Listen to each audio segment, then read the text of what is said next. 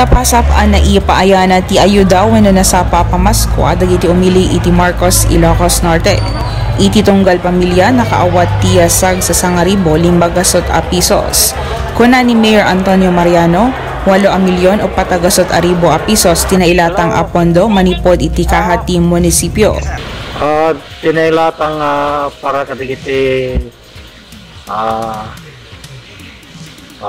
family head in entire Marcos ketunga 8,400,000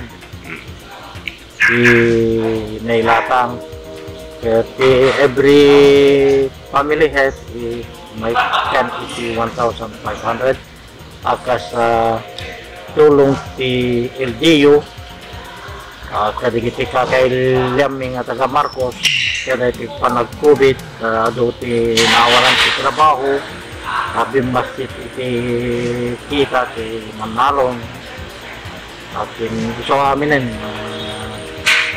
kasla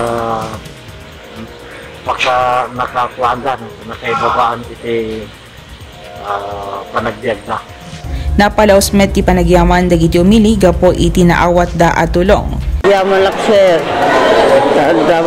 maitid na tulong kada kami, nang runa kami nga, nang runa ako nakadiha ko yung maraman sa balik na senyor, paglalo ako kayo, pagbalay ko nga, mangibrakan niya.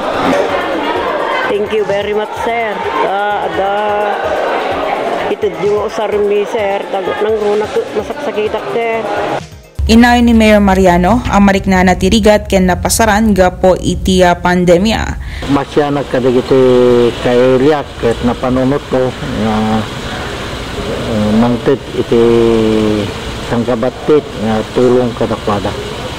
Kabayatan na manam na mga maipaay-tupay ti ayuda iti Tony Rose Foundation ti pamilya ni Mayor Mariano kadagiti indigent iti nasao nga ili.